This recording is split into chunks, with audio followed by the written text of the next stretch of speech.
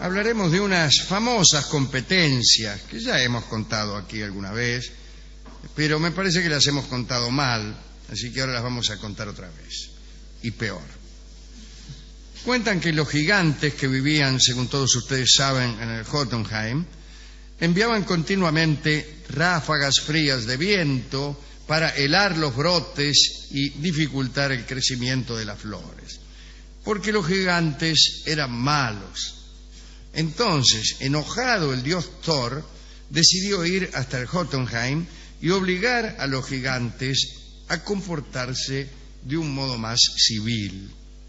Loki acompañó a Thor en la caminata hasta los confines del mundo.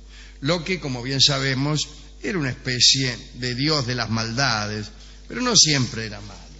La maldad, no en los mitos nórdicos, ni tampoco en los mitos griegos, no estaba representada en forma completa por ningún personaje.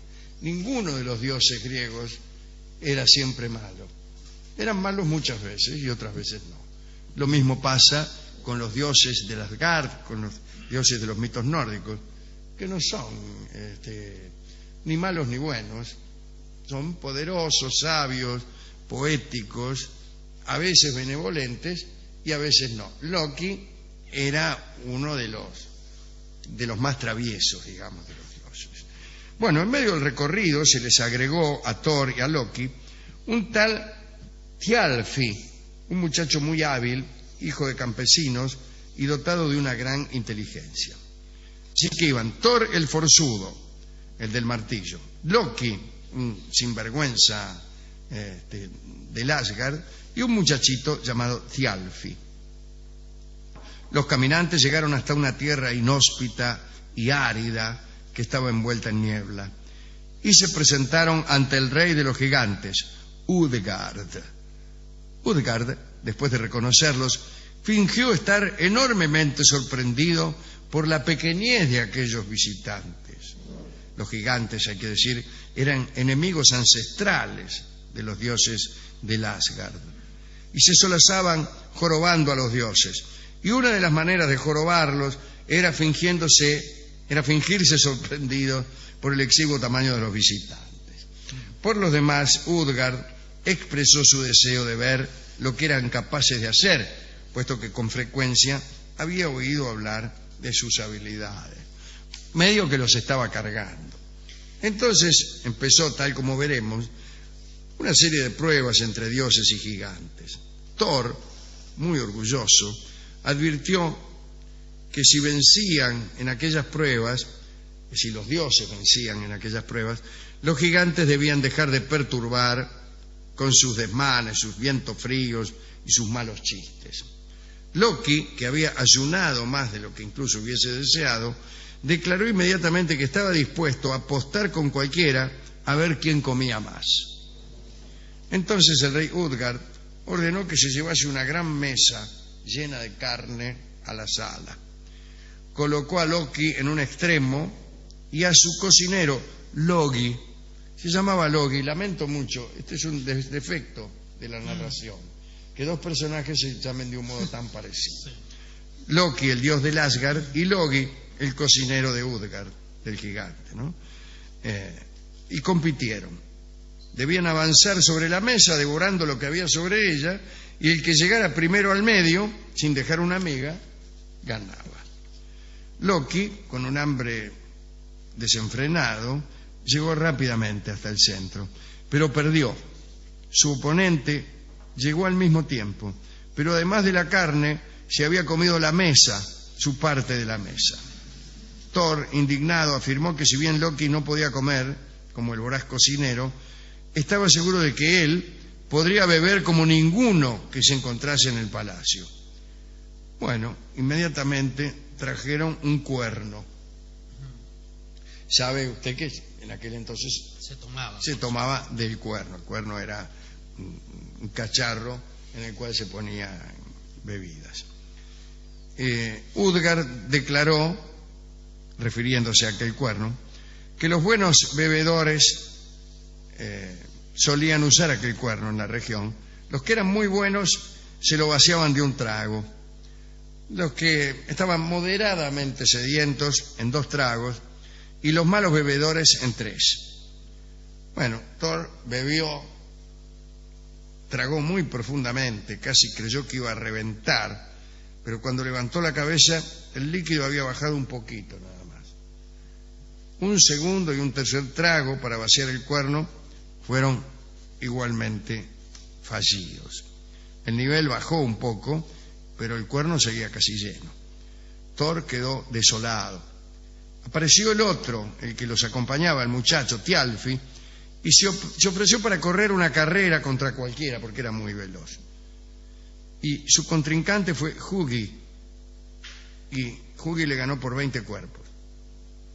Thor propuso mostrar su fuerza en el levantamiento de pesos, y entonces lo invitaron a que alzara un gato, el gato de Utgard, el gato del gigante.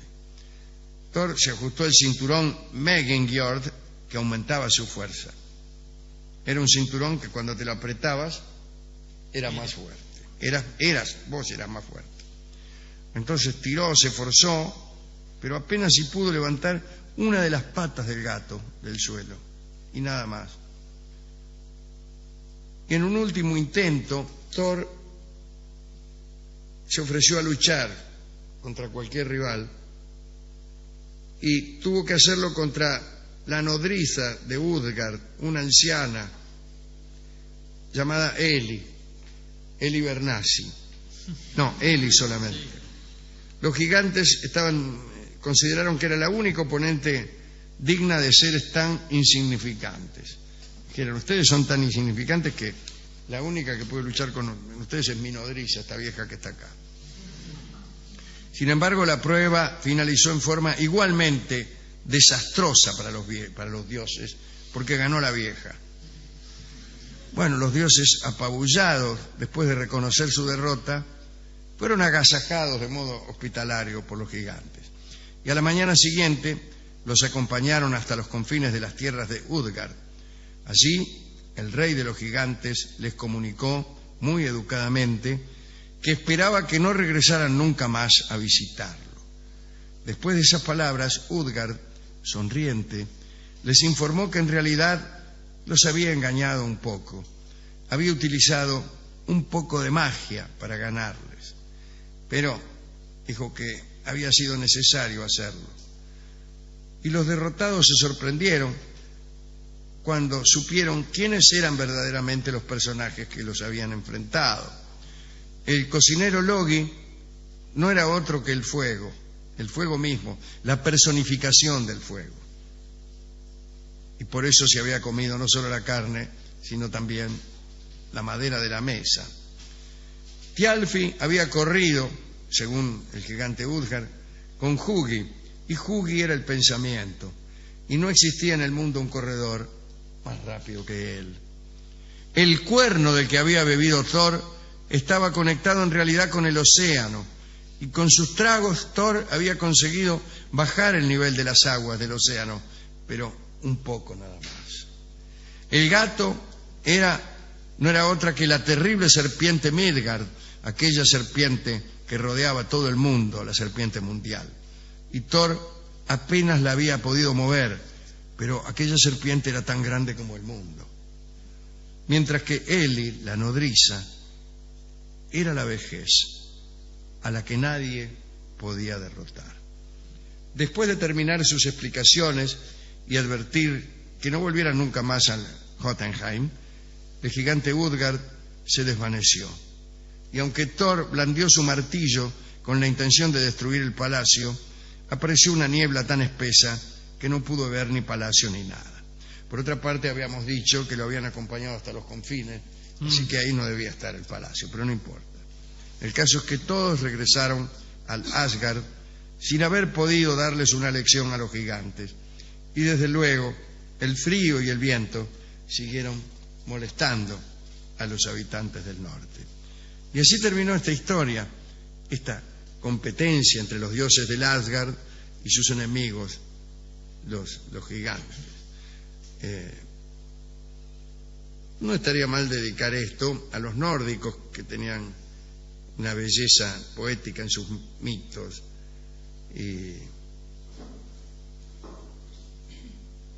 Y a los que aceptan apuestas en condiciones desiguales. Está bien, ¿eh? Los que van a jugar paradas difíciles. Bueno, no sé a quién dedicar. ¿Qué sé yo? Yo fui al discotecario y le conté esta historia muchísimas veces. ¿Muchas veces? ¿Por qué? Sí, porque no la entendía. Y al final solamente entendió que se trataba de beber. Le gustó la apuesta a ver quién bebía más. Se quedó con lo del cuerno y todo. Se quedó con eso y dijo que él había ganado una apuesta a ver quién bebía más cerveza en el Club Claridad de Ciudadela. Bueno, señor.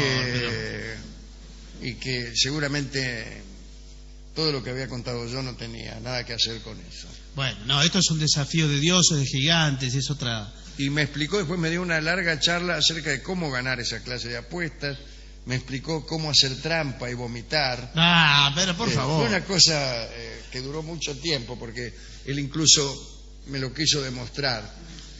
Y mandó a pedir una cerveza, y así me tuvo como 2 horas.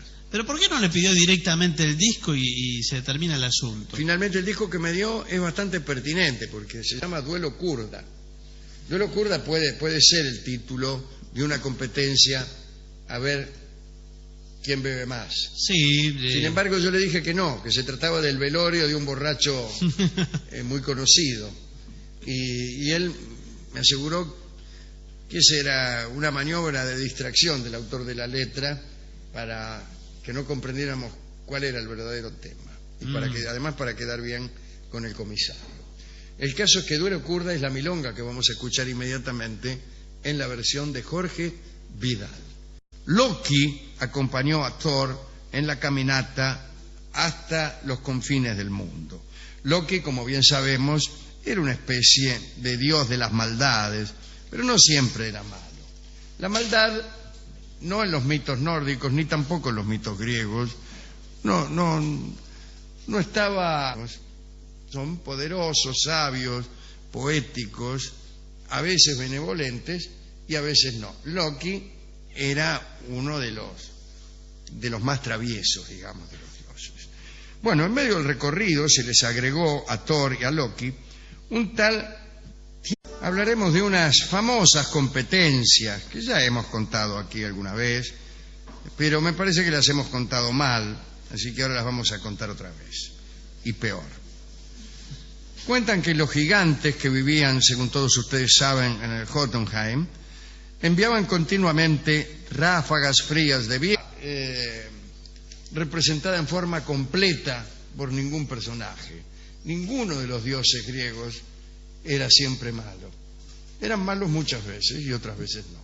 Lo mismo pasa con los dioses de Asgard, con los dioses de los mitos nórdicos, que no son ni malos ni buenos. Para helar los brotes y dificultar el crecimiento de las flores. Porque los gigantes eran malos. Entonces, enojado el dios Thor, decidió ir hasta el Jotunheim y obligar a los gigantes a comportarse de un modo más civil.